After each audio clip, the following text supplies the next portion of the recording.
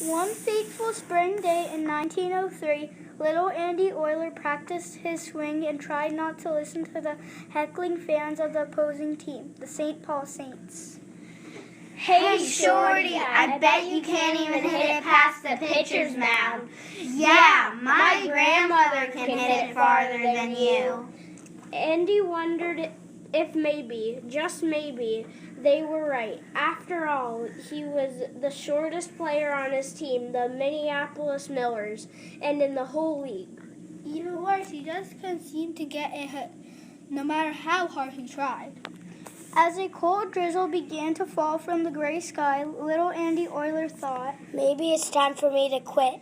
The Minneapolis Millers trailed the St. Paul Saints by 3 runs. They were down to their final out. The bases were loaded, and little Andy Oiler was their only hope. But just as he stepped into the batter's box, it began to pour. Time out! Wait until the storm cloud passes! But the rain kept coming, and within minutes the infield had turned to mud, and the field was spotted with puddles. Finally, the umpire yelled, "Play on!" He was hoping for one quick out, and with little Andy Oiler up, he knew the chances of that were good. Andy's cold hands trembled as he tightened his grip on the bat. Maloney took his lead off first. Bring us home, kid. Yeager stood ankle deep in a puddle just left of second base. Just keep your eye on the ball. Andy braced himself. Slugger McCreary wrung out his jersey at third. And whatever you do, don't strike out. The pitcher wound up and fired a fastball, but the wet ball slipped as it left his hand and went hurtling straight toward little Andy Oiler's head. Look out! Yeager covered his eyes. Just keep your eye on the ball. Duck! And don't strike out. Andy braced himself, but just when he expected the ball to hit him, he heard the unmistakable sound of a ball against a bat. Crack! Somehow Andy's bat had hit the ball. Everybody heard it, but nobody saw where it went. Little Andy Oiler took off first. The catcher ran in circles around the home plate, ready to catch the ball when it fell from the sky. He popped it up and saw the ball go straight up. He ran in circles around home plate, ready to catch the ball when it fell from the sky. But it never did.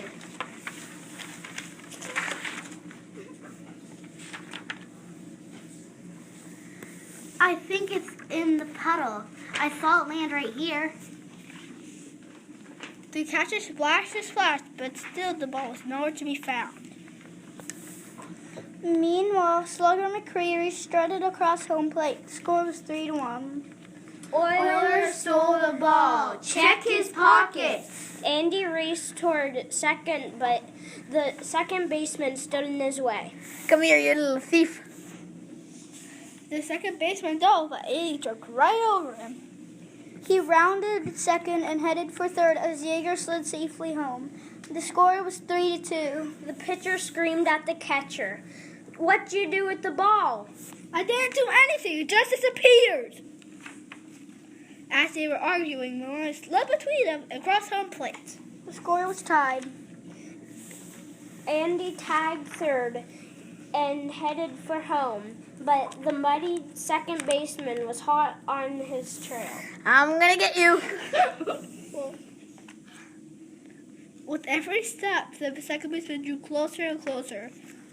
But just as he was ready to pounce on Andy, he tripped and fell face down in the mud. Little Andy Oiler crossed home plate with the winning run. The Millers manager yelled at the Saints manager, "We scored 4 runs. We win." The Saints manager shouted at the Millers manager, "It doesn't count. Nobody knows where the ball went."